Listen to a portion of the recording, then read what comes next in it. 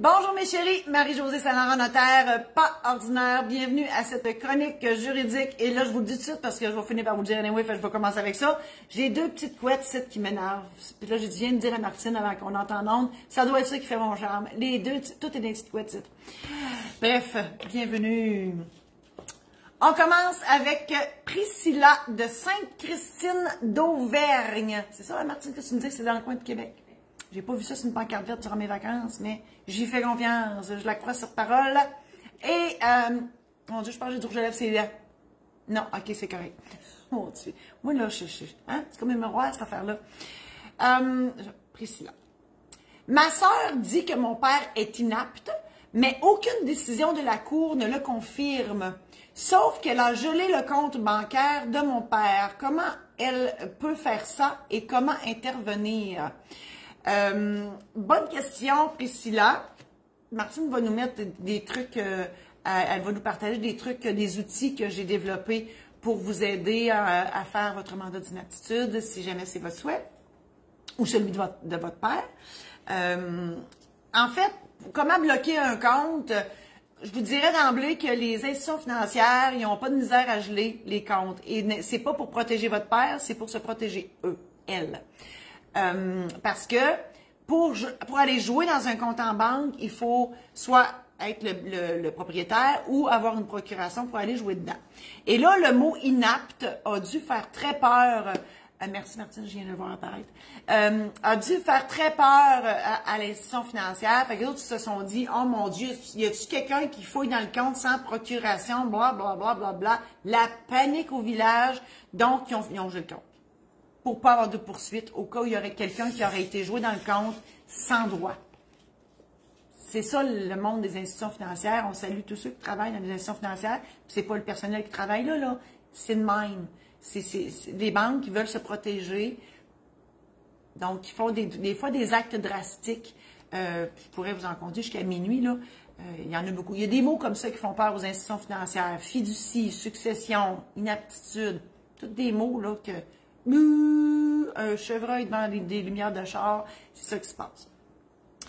Comment intervenir? Ben, c'est sûr que là, votre père est inapte.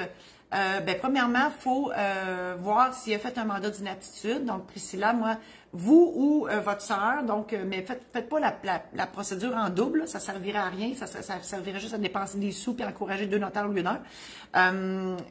Concertez-vous et allez voir le notaire pour faire la recherche de mandat à la Chambre des notaires du Québec et au Barreau du Québec. Mais pour ce faire, vous devrez avoir obtenu au préalable l'évaluation médicale et l'évaluation psychosociale, donc d'une travailleuse ou d'un travailleur social. Ces deux évaluations-là qui détermineront que votre père est réellement inapte feront en sorte que le notaire pourra obtenir le dernier mandat d'inaptitude que votre père a fait s'il en a fait un. Et sinon, ben, si votre père n'a pas de mandat d'inaptitude, on va lui nommer un curateur. C'est une procédure judiciaire qui est là par défaut quand on n'a pas de mandat d'inaptitude. Et à ce moment-là, on va nommer un curateur. On va former un conseil de tutelle formé de 3 personnes qui vont surveiller ce que le curateur fait. Le curateur public est une institution et non pas une personne. Et par là-dessus, et à chaque année, le conseil de tutelle, en fait, le curateur fait un rapport de son administration, soumet ça au conseil de tutelle et ensuite envoie ça au curateur public. C'est une procédure qui est longue, qui est plate et qui coûte cher, mais qui existe tout de même en cas d'absence de mandat d'inaptitude. Je vous souhaite sincèrement que votre père en a un. C'est toujours mieux d'avoir les documents dans lesquels on a décidé, nous avons décidé qui allait s'occuper de nous et de nos biens si l'inaptitude survient. Je fais des rimes ce matin. Deuxième question. Ryan de Bristol, j'allais dire Bristol. Bristol, j'ai aucune idée c'est où ça. Je sais qu'il y a du papier Bristol. Là, quand on était jeune, on faisait du bricolage avec ça. Ça se vend en grosse pile chez Costco. Je sais, j'en achète parfois. Pas pour moi, mais non, pour mes belles filles, Amy et Mélo, que je salue. Elles sont tellement bonnes. Ils font n'importe quoi. Moi, j'écris des livres à la place. Chacun ses talents. Martine a fait plein d'affaires. Mon adjointe, donne une job, elle va te la faire. Écoute, une machine. Il y a de l'imagination là-dedans. Puis il y a surtout du manuel. Moi, je l'ai pas, ce petit bout-là. Pas manuel pour Saint-Saëns. Ryan.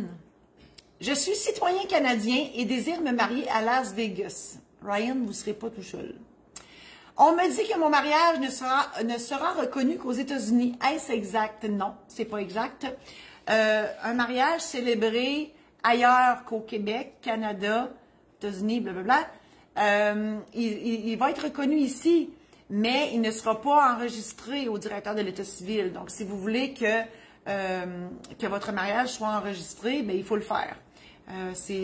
Faut appeler au directeur de l'État civil ou demander à votre notaire d'enregistrer votre mariage au directeur de l'État civil. Sinon, quand on fait une recherche, nous, on ne le verra pas que vous êtes marié. Plus que ça, je dirais que, bon, les règles entourant Martine va nous mettre des outils pour les mariages.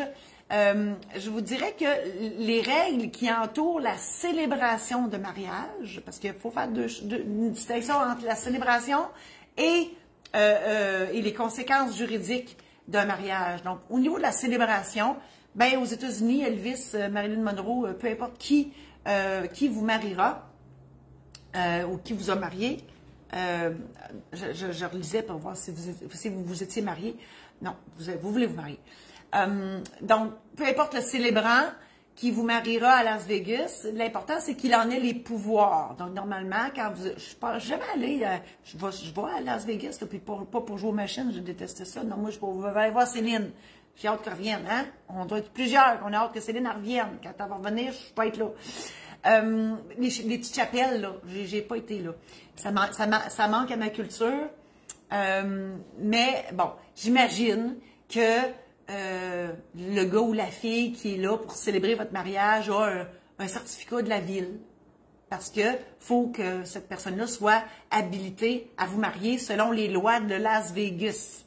Bon, il fut un temps où Las Vegas n'avait pas de loi, c'est pour ça que Las Vegas existe, mais là, je pense bien qu'il non.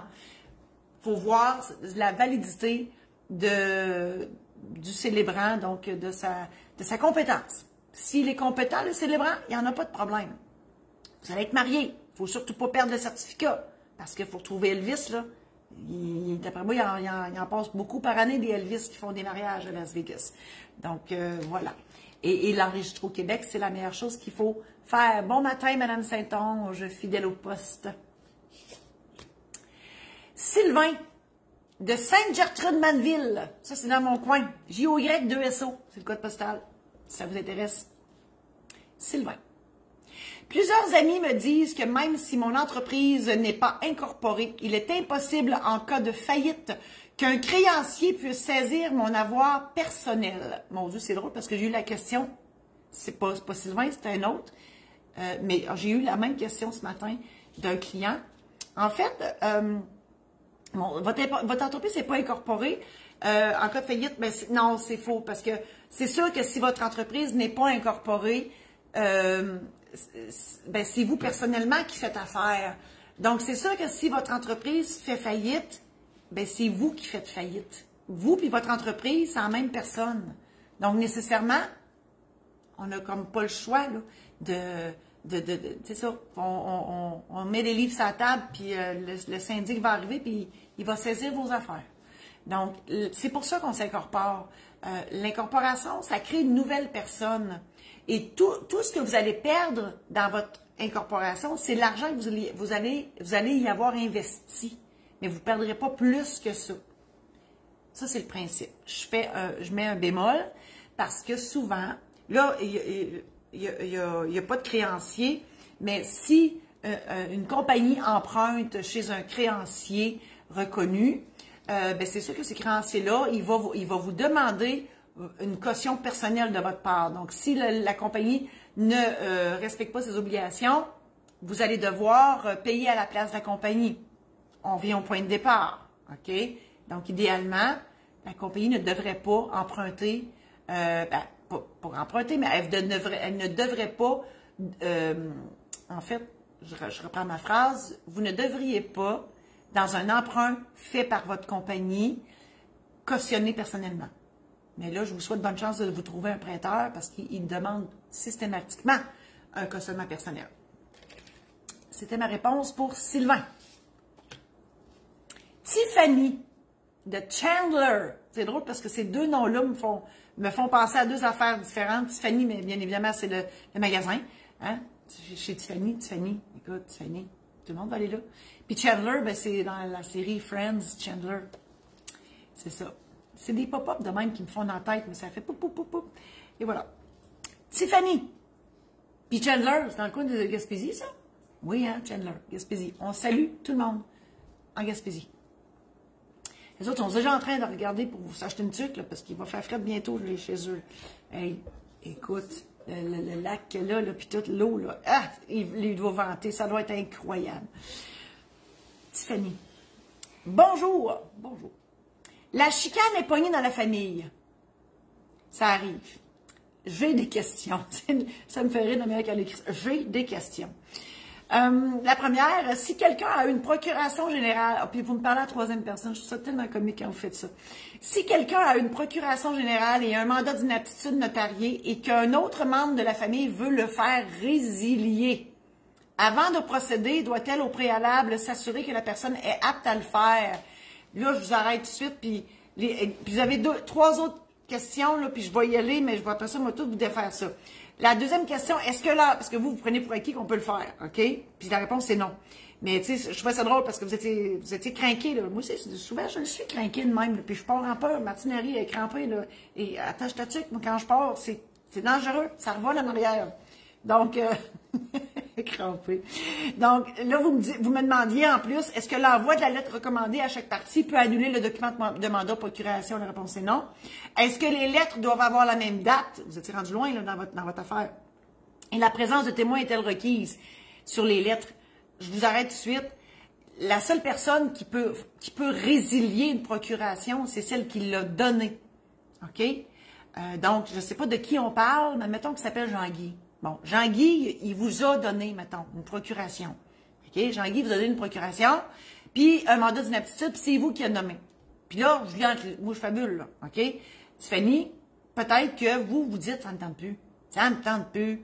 Je veux plus le faire. Jean-Guy Malcommode, ça ne me tente plus. Ben, c'est pas de faire résilier. C'est pas à vous à faire résilier la procuration. Vous avez juste à démissionner. Vous avez juste à démissionner de votre charge. Et on espère que dans la procuration mandat, qu'il y a des remplaçants. Normalement, c'est notarié, il y a des remplaçants. À moins que vous soyez la dernière dans la liste, parce que Jean-Guy est vraiment malcommode puis que tout le monde a démissionné. Là, hein? Donc, on salue Jean-Guy. On ne sait même pas si c'est Jean-Guy. Jean-Guy, ça revient souvent. Mon ego s'appelle Jean-Guy. C'est ça. Ça, c'est une autre histoire, mais ça serait trop long. Là. On n'a pas toute la journée. Mais vous n'avez pas toute la... Moi, je pourrais. Mais non. Voilà. Donc, Tiffany, non. Fait que, là, j'ai fabulé dans mon histoire, mais j'ai un feeling que c'est ça. Donc, si c'est vous qui êtes la mandataire dans la procuration, vous avez simplement à dire à la personne qui vous l'avait fait, cette procuration, de dire que ça ne vous tente plus, puis de démissionner de votre charge. Voilà. Ulrich, de Sainte-Marguerite du Lac-Masson. Ça prend 2 lignes sur la pancarte verte du ministère des Transports, j'en suis persuadée, et je connais... En tout cas, j'ai une idée aussi où, parce qu'on passe sur la route 117 pour... c'est tout près de mon domaine de villégiature, domaine La Marieuse, Sainte-Marguerite du Lac-Masson. Martine a dit oui. Ulrich. Bonjour, mon chum et moi vivons en union libre depuis 3 ans. Il manifeste le désir d'avoir 1 ou 2 enfants et je ne suis pas contre. Ça me fait rire quand vous dites ça, je ne suis pas contre. Vous n'êtes pas pour, mais vous n'êtes pas contre. Vous êtes ambivalent. Disons-le comme ça. Mais nous ne possédons aucun document et comme nous ne voulons pas de mariage, plusieurs nous suggèrent un contrat de vie commune.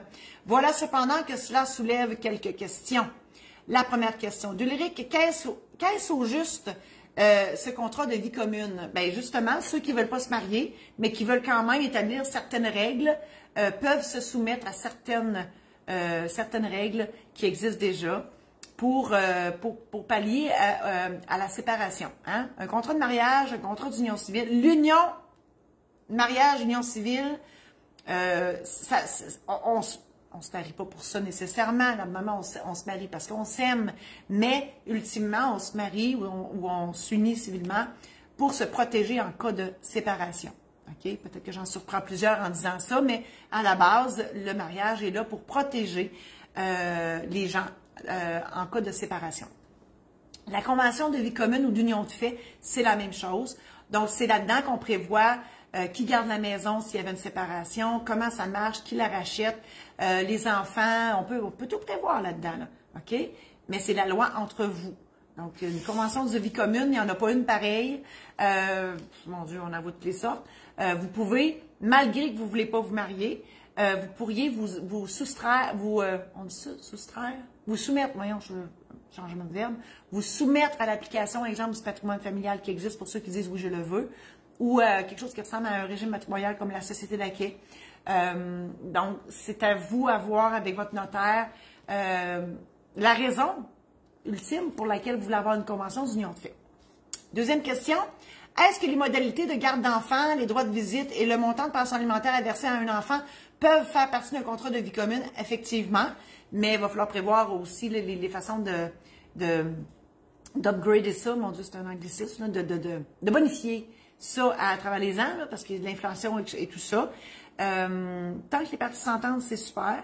Puis c'est sûr que là, c'est pas devant le juge, hein, c'est votre loi entre les parties, vous avez intérêt à vous entendre, sinon il y a toujours possibilité d'aller devant le juge pour modifier ça, nécessairement. Dernière question, est-ce que la démarche est aussi complexe que le mariage civil? Pas du tout. En fait, je dis pas du tout, c'est pas la même affaire. La convention d'union de fait, on peut jouer au ping-pong longtemps. Moi, j'appelle ça une game de ping-pong. Vous venez me voir, on jase, je comprends votre affaire, les raisons pour lesquelles vous le faites, qu'est-ce que vous voulez protéger, tout ça. Je vous prépare un projet, je vous le soumets, vous le regardez, vous les écrivez dessus, barbouillez, etc. On revient. Vous comprenez qu'on peut faire ça 3-4 fois, là, avant que le contrat soit vraiment à votre goût, là, que j'ai vraiment déterminé, là, saisé. Oh mon Dieu, j'ai tombé dans des anglicismes ce matin. Saisé, comment on dit ça en français? Saisé, vous comprenez? Quand je dis ça, saisé, voyons, encadré, je sais pas. J'ai saisi. Mon Dieu, saisi, ça ressemble un peu. Ce que vous vouliez. Voilà pour Ulrich de Sainte-Marguerite du Lac-Masson. Vladimir de Cookshire-Eaton. Ça, c'est une fusion quelconque qui s'est passée. Cookshire-Eaton. C'est dans la... Moi, je suis sûre, on ne check même pas, je suis sûre dans l'Estrie. Je suis sûre. Cookshire, ça me dit que c'est dans l'Estrie. Vladimir. Bonjour, nos parents prennent de l'âge et lors d'un récent souper en famille, notre père a attiré notre attention sur les phénomènes légaux qui entourent la fin de vie. Effectivement, il y a une couple de patentes auxquelles il faut penser. Nous en avons discuté un moment, et ça devait être un beau souper, hein? Un beau souper de famille. Je sais, on en a de nous autres aussi, là. C'est magique, hein? Parler d'aide médicale à mourir en prenant une gorgée de vin, c'est de toute beauté, mais il faut en parler, c'est ça l'affaire. Souvent, c'est là, hein, quand on est toutes réunis. Je recommence la phrase. Nous en avons discuté à un moment pour nous rendre compte que nous ne nous y retrouvons, que nous ne nous... Mais c'est une vraie phrase, Martine. Il n'y a pas, elle veut corriger, mais non. Que nous ne nous y retrouvons absolument pas dans les... Il y a beaucoup de nous, mais ça marche. Dans les procurations et mandats, soins de fin de vie, acharnement thérapeutique, versus la volonté de la personne. La question, pourriez-vous nous expliquer tout ça en nous disant ce qui relève de qui? La procuration, le mandat d'inaptitude et dernière volonté médicale. Bon, là, je comprends que vous avez soupé en famille, puis votre père, vous voyez bien qu'il n'est pas éternel, et qu'un jour, ben, il va falloir qu'on fasse les bons documents. C'est très bien, là. Vous devriez tous faire ça, là. Hein? Parce que c'est pas de se mettre la tête dans le sable que ça va régler le problème. Hein? On vieillit tous, puis je vous le dis, là, on n'est pas éternel, on va tous mourir. L'inaptitude, peut-être pas, mais la mort, c'est sûr. S'il y en a un qui a la recette pour rester en vie, donnez-moi-la. Moi, je veux vivre éternellement, mais il n'y en a pas. Donc, l'idée, si vous voulez vivre longtemps, mangez bien, faites de l'exercice, buvez moins de vin, mangez moins de frites. Hein? On peut vivre plus longtemps. Mais, à un moment donné, on a une date d'expiration. Votre père, c'est pareil, Vladimir. Donc, moi, je vous dirais, allez voir le notaire, mais avant ça, procurez-vous mes outils. J'ai préparé des outils pour vous aider. Le programme en ligne pour faire votre testament. Donc, ben, le testament de votre père. Je vous parle à vous aussi, là, parce que tout le monde devrait avoir un testament. Donc, le programme en ligne, tous mes programmes en ligne, la raison d'être de ces programmes-là, c'est de vous aider à vous préparer avant d'aller voir le notaire. OK? Le notaire est nécessaire, là. Mais avant d'y aller, vous faire une tête, savoir de quoi vous parlez, puis tu sais, là, de pas arriver là, puis je sais pas. Bon, vous regardez ça, puis ça va vous faire moins peur d'aller chez le notaire. Je dis pas qu'on mord quelqu'un, là, mais ça va vous aider à... Ouais, mon toupette m'énerve. Ça va vous aider à vous faire une tête. Donc, sur le testament, le mandat d'inaptitude, l'aide médicale à mourir. Ça, c'est la première démarche. Puis, bien sûr, une fois que vous avez passé au travers de ça, parce qu'il y a un aide-mémoire aussi relié au programme en ligne. Donc, vous notez vos affaires, puis vous avez une bonne partance pour aller rencontrer le notaire. Je peux vous expliquer. C'est sûr que, je vais vous dire, le testament, ça règle le cas du décès. Donc, c'est le document par excellence qui détermine qui héritera et qui gérera la succession. Donc, qui s'occupera de tout ça. Le mandat d'inaptitude, ça s'applique que si on est inapte. Mais parallèlement à ça, on a une procuration. La différence entre la procuration et le mandat d'inaptitude, la procuration, c'est un dédoublement de vos pouvoirs. Donc, votre père, il les a, ses pouvoirs, vendre, acheter, faire ses opérations bancaires, signer ses déclarations de revenus, ouvrir son courrier, blablabla. Il y a tout ça. Donc, lui, il peut jouer sur son patrimoine. Puis, en donnant procuration à quelqu'un, une autre personne peut jouer aussi sur son patrimoine. Donc, les deux peuvent gérer le patrimoine de votre père. Ça, c'est une procuration. Le mandat d'inaptitude, bien, si le mandat d'inaptitude arrive dans le décor, c'est que la personne, elle est devenue inapte. Donc, votre père, en l'occurrence, Vladimir, il serait devenu inapte. Il les perd, ses pouvoirs. Donc, quand on devient inapte, on les a perdus, nos pouvoirs. Donc, on ne peut plus les dédoubler. Donc, les pouvoirs que votre père avait, il ne peut pas les dédoubler. Donc, la procuration ne s'applique plus. Et c'est là que le mandat d'inaptitude va arriver. Pour ce qui est de l'aide médicale à mourir, donc les soins de fin de vie, c'est une loi qui commence à être moins nouvelle, qui vous permet de refuser des soins. Parce que juste votre père qui peut refuser des soins pour lui, vous pour vous, mais vous ne pouvez pas refuser un soin pour votre père. OK? Et la loi oblige le médecin à ne pas intervenir. On comprend que c'est des refus de soins. Donc, le médecin, si vous refusez de vous faire soigner, il n'intervient pas. Cette loi-là vous permet de refuser 5 soins. La réanimation cardio-respiratoire, donc si le cœur vous arrête, il ne vous touche pas. La ventilation assistée, si vous manquez d'air, il ne vous touche pas. La dialyse, si vos reins arrêtent de fonctionner, il ne vous touche pas. Vous pouvez renoncer aussi à l'alimentation artificielle ou forcée, donc ils ne vous nourrissent plus, et l'hydratation artificielle ou forcée, ils ne vous hydratent plus. Si vous renoncez à ces 5 soins-là, en dedans de 7 jours, vous êtes décédé. Ce sont les médecins qui disent ça. Pourquoi? Parce que si vous avez un très bon cœur, de très bons poumons et de très bons reins, vous allez mourir de faim et de soif. Ça me fait rire à chaque fois que je dis ça, parce que ça fait comme un fusil. C'est pas ça. Mais ça paraît bête dit de même, là. Mais c'est ça qui vous donne la médication pour pas que vous souffriez, là. C'est évident. Donc, tout ça va s'appliquer que si vous êtes en fin de vie, en état irréversible. Et tout ce que je vous explique là, je l'ai déjà expliqué à des médecins, puis ils m'ont dit que j'étais correct. Okay? S'il y en a qui disent que j'étais un petit peu raide, j'ai tout vérifié mon affaire avec les médecins. Ils m'ont dit que j'expliquais ça comme il faut. C'est sûr que les autres, ils ont d'autres mots, là. Ils ont d'autres mots bien compliqués pour expliquer ça. Donc, la fin de la vie, c'est la fin de la qualité de vie. Donc, imaginez-vous, votre père ou vous, Vladimir, couché dans un lit, vous regardez le plafond, puis il ne se passe plus rien. Et l'état irréversible, c'est que la médecine est sûre à 200% que vous ne reviendrez pas de cet état-là. Donc, on parle de l'Alzheimer, la sclérose en plaques, toutes les maladies dégénératives qui font en sorte que, on le sait très bien que ça va s'en aller en dégringolant, ça s'améliorera jamais. Mais ça, tout ça, là, si vous êtes apte, puis que vous êtes en fin de vie en état irréversible, c'est vous-même qui l'a demandé, l'aide médicale à mourir. Mais si, puis là, ben, la médecine va décider si vous l'êtes réellement en fin de vie en état irréversible et ils vont enclencher le processus. Mais là où nous, on intervient, les notaires, c'est si vous êtes inapte, bien là, vous ne pouvez plus le demander l'aide médicale à mourir. Il faut avoir fait le document notarié qui s'appelle des directives médicales anticipées, dans lequel on nomme les soins auxquels vous voulez refuser. Et ce document-là, il est scanné. et envoyé directement dans votre dossier électronique de la RAMQ, accessible par tous les hôpitaux du Québec, au moins votre carte d'assurance maladie. Voilà, ça c'est l'aide médicale à mourir. Et pour ceux qui se poseraient la question, c'est quoi la différence entre l'aide médicale à mourir, les soins de confort et le suicide assisté? L'aide médicale à mourir, c'est un refus de soins, je viens de l'expliquer. Les soins de confort, c'est un acte médical. C'est un acte qui permet à la médecine de vous empêcher de souffrir. Donc, il faut comprendre que pour avoir des soins de confort, il faut avoir une souffrance, alors que pour l'aide médicale à mourir, vous n'êtes pas obligé d'avoir de la souffrance. Et le suicide assisté, mais ça n'existe pas au Canada. Ça, c'est vraiment, ils vous injectent quelque chose, puis vous n'êtes plus là. Ça n'existe pas au Canada. Voilà pour Vladimir. Il est quelle heure? Oh, mon Dieu, ça va pas vite. Le temps passe vite, moi je vais moins vite. Wilfred, de Sainte-Sophie d'Halifax. Fouille-moi pourquoi Halifax est dans une ville au Québec.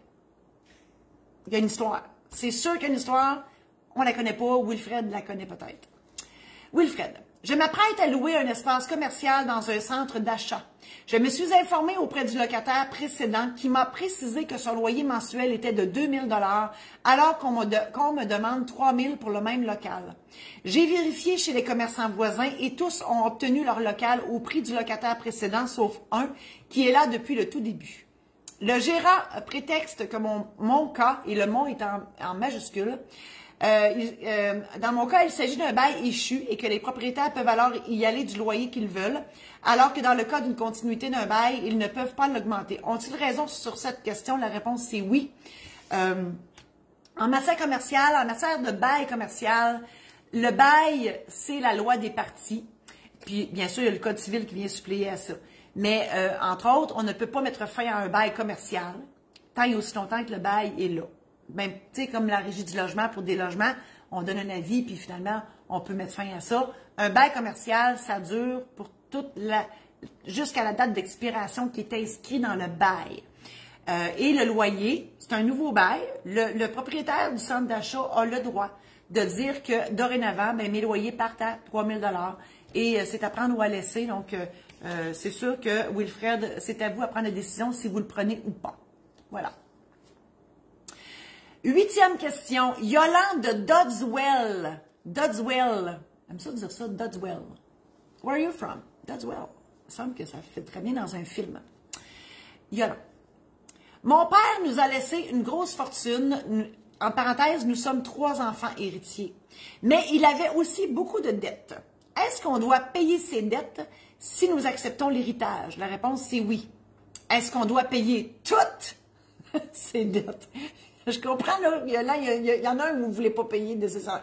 Visiblement, il y a quelqu'un qui ne veut pas payer l'autre. Ça, c'est parce que tout est en majuscule. Je sens votre désarroi, ça me tente pas. Un héritier qui a accepté, on peut faire parler des mots, hein, quand même en majuscule, il y a toujours quelque chose. Un héritier qui a accepté la succession s'aperçoit par la suite qu'une importante partie des dettes... Bon, on recommence. Un héritier qui a accepté la succession s'aperçoit par la suite qu'une importante partie des dettes du défunt lui a été cachée. Oh! Est-ce qu'il peut revenir sur son acceptation? OK. Oui, mais il y a un délai. Pour renoncer à une succession. Puis là, je reviens là, sur toutes les dettes. Là.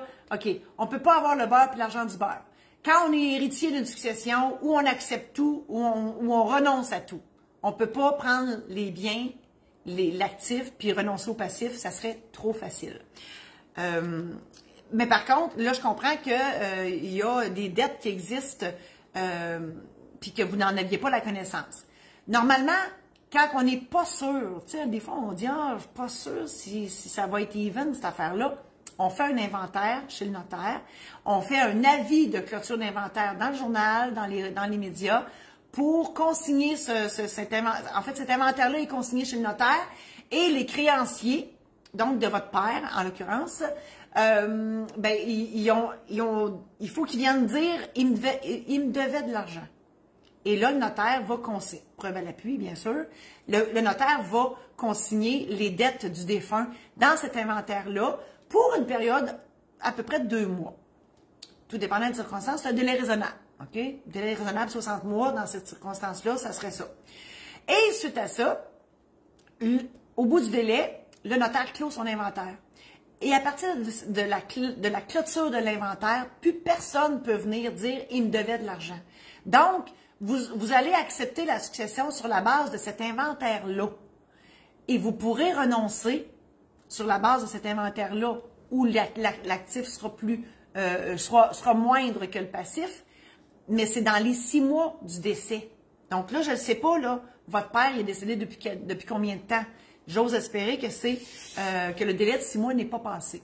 Parce qu'on a 6 mois pour renoncer à une succession, le 6 mois court à partir du décès, sinon on est réputé de l'avoir accepté. Très important. 9e question, Azalia, de Saint-Flavien. Mon conjoint et moi sommes ensemble depuis maintenant une 20aine d'années. Je suis très au courant de son passé tumultueux. Depuis, c'est un homme complètement réhabilité, un conjoint merveilleux et un travailleur infatigable qui a amassé un joli compte en banque et de nombreux biens. Mon Dieu, qu'on sent que vous l'aimez, Flavia. C'est Azalia de Saint-Flavien. Je l'ai tout rebaptisé, moi. Azalia. On voit qu'il y a beaucoup d'amour dans votre affaire. Puis effectivement, on a tout droit à une deuxième chance. Je poursuis. Il est cependant inquiet de ce qui m'arriverait s'il fallait qu'il parte accidentellement ou par maladie. Bon, j'espère que c'est pas par rapport à sa vie passée. Là. Moi, j'écoute bien des vues. Hein.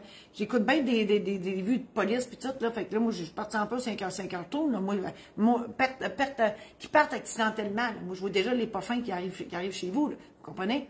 Je suis déjà partie dans le cartoon. Maladie, c'est sûr, on ne veut pas ça.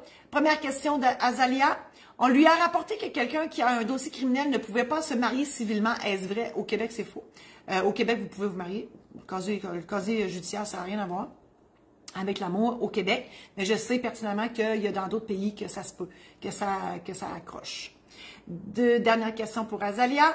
Y aurait-il d'autres mesures que nous pourrions adopter et qui lui permettraient une certaine tranquillité quant à mon avenir s'il devait décéder? C'est évident. Le testament.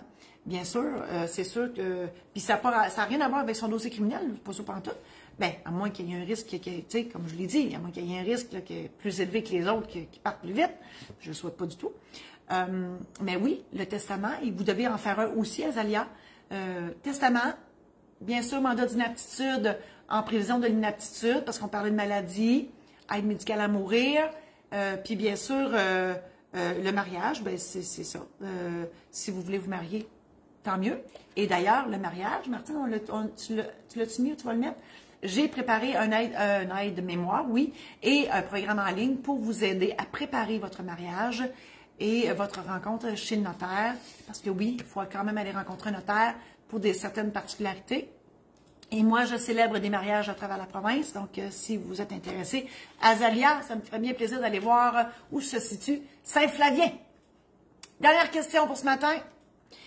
Brenda, de Fort-Coulonge. Fort-Coulonge. Tu sais où, Martine? Moi non plus, je ne sais pas. Feeling que c'est en Gaspésie, mais moi, je vois le phare, là, tu sais. Peut-être pas, ça n'a peut-être pas rapport pas en tout, Fort-Coulonge. Je vois peut-être le Grand Nord aussi, le Fort-Georges, je ne sais pas. Ça part de tout bas, ça spinne là-dedans, vous n'avez pas idée.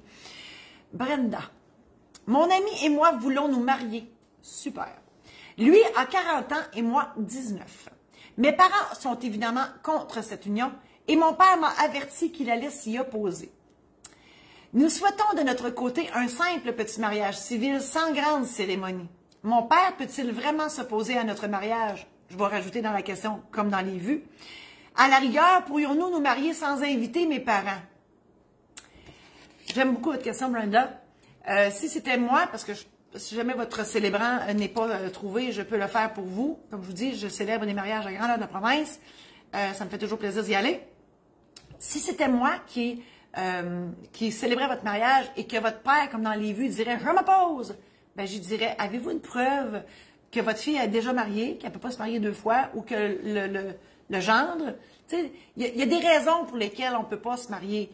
Si on est sous, on est drogué, on ne sait pas ce qu'on fait, si on est déjà marié, parce que la polygamie au Québec et au Canada, elle est illégale, des trucs comme ça, OK?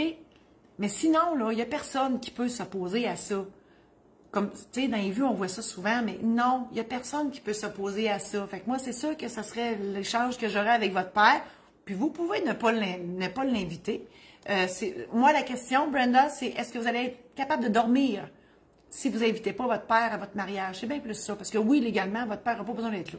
Mais émotionnellement, est-ce que vous allez être capable de vivre avec cette décision-là de ne pas inviter votre père à la cérémonie? C'est bien plus ça la question. Puis non, votre père ne peut pas s'opposer à votre mariage. Et voilà, c'est la fin de cette chronique pour ce matin. Je vous remercie infiniment d'avoir été présent.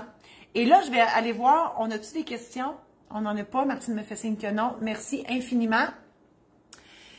Je vous annonce que pour les deux prochaines semaines, je serai absente parce que j'aurai la grande opération et ce n'est qu'à titre préventif. On ne part pas en peur, on ne part pas de rumeur. Je me fais enlever l'utérus et les ovaires par mesure préventive. Il y a rien de grave dans ce qui va m'arriver. Et donc, c'est une convalescence de 6 semaines. J'ose espérer que faire les chroniques juridiques, ça ne prend pas trop d'énergie et que je pourrai, dans 2-3 semaines, vous retrouver ici pour vous faire ces chroniques. Donc, je vous tiendrai au courant sur Facebook. Vous êtes habitués. Je vous invite à aller visiter mon site Internet. J'ai hâte qu'il change. Là. Il est sur le point, là, c'est pas encore prêt. Là. Puis tu sais, là, je suis impatiente, mais ça s'en vient.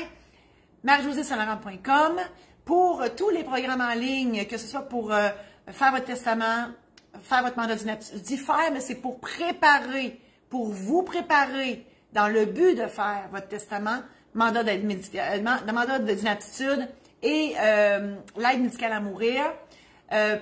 Préparer votre mariage. Si vous êtes liquidateur d'une succession, il y a un programme en ligne qui peut vous accompagner là-dedans.